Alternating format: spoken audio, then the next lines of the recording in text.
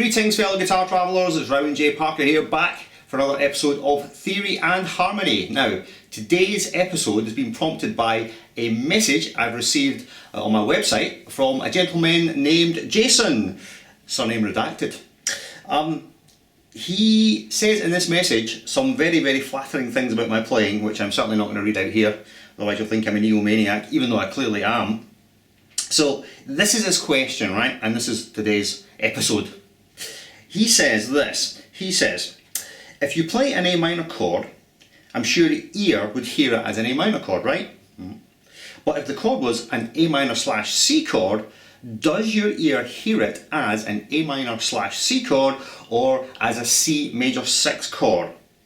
I understand how changing the root note of a chord will change the relationships, intervals of all the connected notes. What I don't understand is how, if someone is listening to the above chord example, it could be perceived as either major or minor. I would have thought a chord would only have one unique sound, either major or minor. I hope that makes sense. Jason. Well, Jason, that's an absolutely excellent question, and I'm going to explain this to you as clearly as I possibly can in this video. So let's get to it.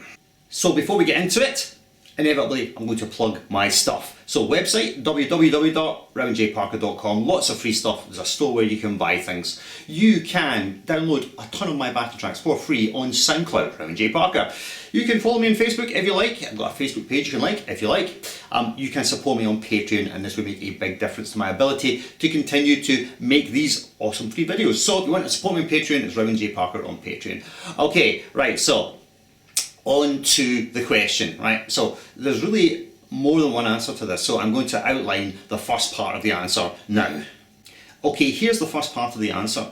The answer is that your perception of a chord of harmony is dependent upon what note you perceive as the root note. And what this means for practical purposes on an instrument like guitar or piano is what note is in the bass. So, very simple answer to the question in a most basic sense is that if you have an A minor chord and it's constructed the way that a very basic open A minor chord on the guitar would be constructed, you would have the following notes. You'd have A, E, A, C and E.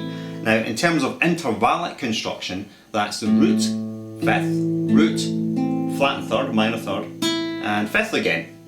So because the A note is the lowest note of the chord, we are perceiving all the other notes in the chord as intervals above that bottom note, above that bass note, above the root note. So the first obvious answer is, the reason this sounds like A minor is because the lowest note is A. Alright, okay, so by the same token, if we change the lowest note of the chord, then really we're not going to have the same chord. So for instance, if I place C in the bass, it now to my ear at any rate sounds like a C6 chord, because I'm now hearing C as the lowest note, which I'm now taking to be the root of the chord, and I'm hearing all the intervals above that. So if we regard C as the root, the intervallic construction would be root, third, major third, sixth, root again, and then fifth on top. We don't have to play the fifth in a sixth voicing, but some voicings do have it. Doesn't really matter either way. So this to me sounds like C6. So the first part of the answer is really incredibly basic. It's whatever note is in the bass will tend to govern your perception of the chord. So in very basic terms, if you have this structure, this upper structure, and you place A in the bass, it sounds like an A minor chord. If you have this upper structure and you place C in the bass, it has a tendency to sound like a C6. Alright, so that's the basic part of the answer. However, it's not quite as straightforward as that, as we're about to see in the next part of the explanation. Okay, here's the interesting phenomenon you get with chords, and that is, depending upon your expectation of where the harmony is to go, it can affect your perception of how the chord sounds. Now, I know that sounds massively complicated, so I'm going to give you a couple of practical examples of a simple chord progression, what your ear expects to hear, and then when we substitute in one of the potentially ambiguous chords, you'll see that your ear will perceive the chord one way in one circumstance and then a different way in another circumstance. So let's give you an example of that. First of all, let's stick with the key of A minor. I'm going to give you an incredibly simple chord progression in A minor. This is merely just 1, 4, 5, 1 in A harmonic minor, which would be the chords of A minor, D minor, E or E7, then back to A minor. So the important part of this chord progression is that when we get to the E7 chord, our expectation is, what does the ear expect to hear? Very strongly expects to hear this. That's where your ear is being led, okay?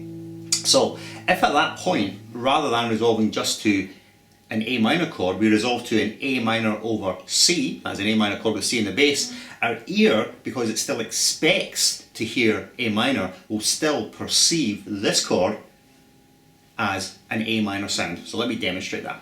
A minor.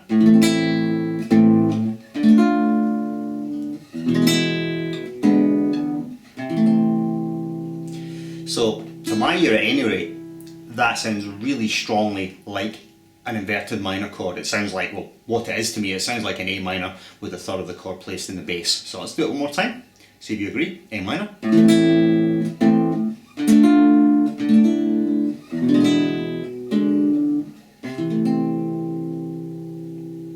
Okay, so in that case, this chord, which we might call C6, really is functioning like A minor over C. Is clearly perceived as being an inversion of the tonic chord. Alright, so in this case, this chord we're playing just now has a tendency to sound like a minor chord. A minor chord, A minor chord, if you see what I mean. Let's do another example. Let's take this chord progression. Let's take a very simple 2-5-1 in C major, which would be D minor 7, G7, C major 7, which is clearly very strongly C major. Now let's colour the chords up a little bit just for interest.